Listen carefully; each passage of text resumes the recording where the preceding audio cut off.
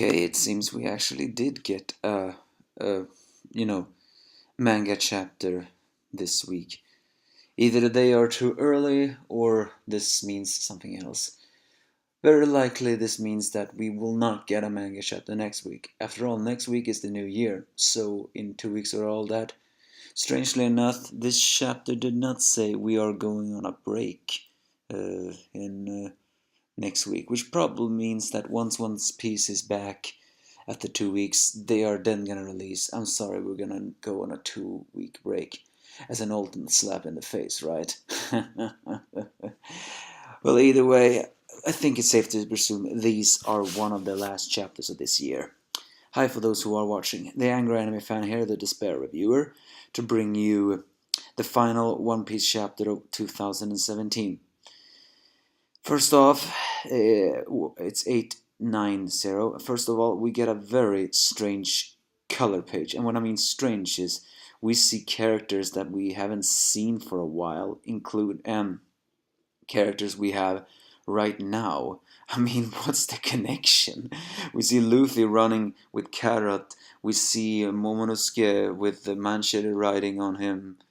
We see Ishio, Fujitora, I mean, Cavendish, even Inuarashi, not to mention Boa Hancock, and here's the biggest surprise, Califa, and that Minotauros and Marco, and finally Big Mom. I mean, is that meant to foreshadow something or what? Well, either way, onwards to the chapter. The siblings of the Charlotte family wonders why Big Mom is getting Skinner. Well, that's what I also want to know. Why is she getting Skinner? Either way, on this chapter, there are a lot of things I think people are gonna complain about this, seeing that how come Sanji, who defended against an attack by Big Mom, couldn't even move her, or Luffy, who even went Gear 4th, couldn't move her, when these gangs could. I mean, yes, I agree a little bit about that, but hey people, I think we have an explanation on why that is the case. And that is because simply Big Mom is getting Skinner. I sincerely now believe, at least I hope Uda throws this in here, that the fact that the Big Mom is getting Skinner, she is also getting weaker. I mean, her defense are getting weaker. I mean, I really hope it is like that, mostly because, again, you cannot make a villain too hyped up or too invincible. It will only make their future defeat all the more unacceptable in people's eyes. Either way, Big Mom still demands the wedding cake. Of course, they say that the wedding cake is not here. So she, in her crazy rampage, just says that my oldest son said that, and there's no way my oldest son would lie to me. If she did, and if he did, I would take my own son's life. I mean that. So that once again throws a question: just how aware is Big Mom when she enters her hunger rampages? Is she aware or is she unconsciously aware? I mean, again, Big Mom is crazy, but still. I think we should take these hunger rampages that maybe she cannot control her hunger, but I think she is fully aware of what she is doing. It's just that she's so hungry and doesn't care that she cannot see what she does. Either way, she decides to attack them as we see Napoleon's true form attack.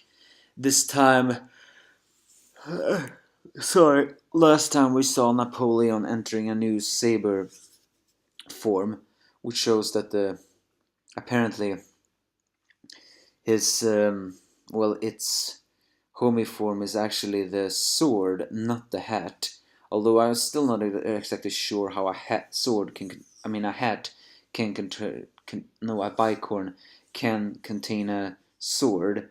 I'm one who do not question logic, so I'm okay with that. And apparently Prometheus and Napoleon combined to create a cognac attack, as Jinbei finally uses his Buso Haki. It was confirmed when he briefly fended off the Charlotte family that he can use Buso Haki, but now he actually mentioned it. It's the shark skin, he calls it, as he tries to block the Blade of Destruction cognac attack. And surprisingly, well, not exactly that surprisingly, Jinbei is strong, mind you. Unlike the other three, Jinbei is strong. And he managed to block the attack, however, he still is sent flying. And here is the funny thing is that um, uh, Big Mom is saying, you can win using strength, you're just a mere shark. Once again, people, once again implying that Big Mom's so-called utopia is nothing more than a childish dream. And why am I getting to that point? Well, she said she wanted to create a world free of racism. Then why do you call a fishman a mere shark? I'm just saying, people.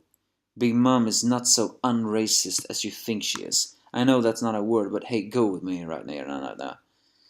And of course, Jinbei is still sent flying, though. As she demands the wedding cake, uh, Nami begs Big Mom to stop, mostly because Carrot is in that room. As she still attacks the ship uh, and tries to attack the others, Sharper creates a guard point and manages to stop her hand. So, well, I mean, this is once again, saying how can Chopper's guard point block a hand of a Junko? But again, people, I think Big Mom is seriously getting weaker.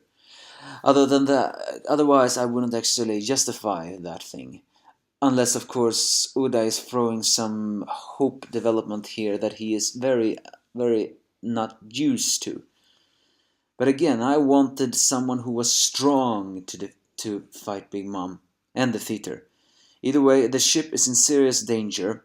Well, you all know Frank is gonna have a blast with that. But Jinbei bounces back and this time uses his Fishman Jiu-Jitsu to create a sea current lifter that not only douses the flames of the ship but also Big Mom, as it also hurts Prometheus. So, and he then enters back on the ship as he uses his ultimate technique, the Vagabond Drill, and actually manages. Well, he doesn't send Big Mom flying, but she does get knocked out of the ship, much to the surprise of her third son, Daifuku, which once again confirms Big Mom is getting weaker. I mean, Jinbei is in a class of his own compared to the other weaklings, but still. The fact that Daifuku would get surprised that Big Mom get knocked back implies that she is not as strong as she was before. Or maybe she just hasn't her guard up. I mean, again, I think the fact that Big Mama is always having her guard up is the reason why her body is an iron balloon. It's still an iron balloon, but only this time it's a balloon that can be moved. But she is not defeated. Don't worry. She gets captured by Zeus. But still, Jinbei had to use his ultimate technique in order to just knock her back. So when one wonders what doing that. Of course, with riding Zeus, this is not completely over yet. So Big Mom gets truly serious, as serious as she can get, as she only gets Skinner. And the sword gets enlarged as it combines with the Prometheus and proclaims she's going to Zeus it all up. Nami tries to distract Zeus with the deliciousness again. However, Zeus is not getting allowed to distract this time and sends a thunder shock. But it does not hit Nami. It actually hits Brook. And the thing is, since Brook has no flesh, lightning has no effect on him. I think that was implied when Nami used their combined powers as a lightning Gabonto Bondapant against Ors. He was shocked, but he wasn't hurt by that. And since he has no flesh, lightning has no effect on Brook. Once again showing that Brook can really be useful when he wants to be. So it's time for Brook to enter the fray. And but the funny thing is, there is only one part of funny dialogue in this entire scene, and that is the fact that not the fact that Brooke actually asked the Cthulhu that is Big Mom this, but the fact that he actually was interested in asking a behemoth like her that question. As soon as you're ready to attack, he says, "But the right man, at the very least, may I see your panties?" Oh, Brooke, but I think the only reason he said that was to distract her. I think he seriously only said that to distract her, and it actually worked. Big Mom just, huh? Not only and also his two friends, but also Yes is shocked. Again, who would want to see the panties of a behemoth like Big Mom? Well, either way, Brooke used that distraction to slice Zeus in half. Because again, Brooke is the Soul King, meaning that he is, and as Big Mom foreshadowed, Prometheus got hurt once by Brooke, meaning that Brooke was the only one that could hurt these special homies. So if they cannot defeat Big Mom, they can at least wound her homies, and indeed Brooke did. He sliced Zeus in half, and suddenly, and Nami uses that to discharge uh, Zeus, and that actually shocks Big Mom.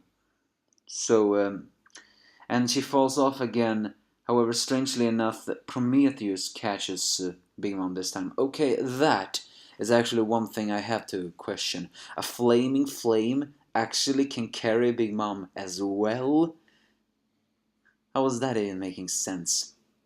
Well, the team has managed to pull off anything else as they try to make their escape. And Zeus is now reduced to a very cute little thing. However, Nami just grabs Zeus and threatens him. I guess this is one other thing is you got the wrong idea. I don't want you to be friends with me. Will you be my servants, or will you rather die?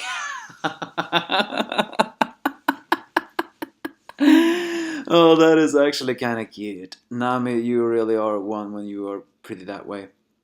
So, well, they shocked Big Mom, and to be fair, she's actually having more bruises now than she ever had before.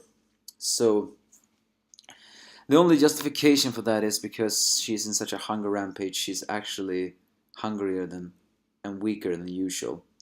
I know I've repeated that non-stop during this bad review, but still, I'm not stopping anytime soon.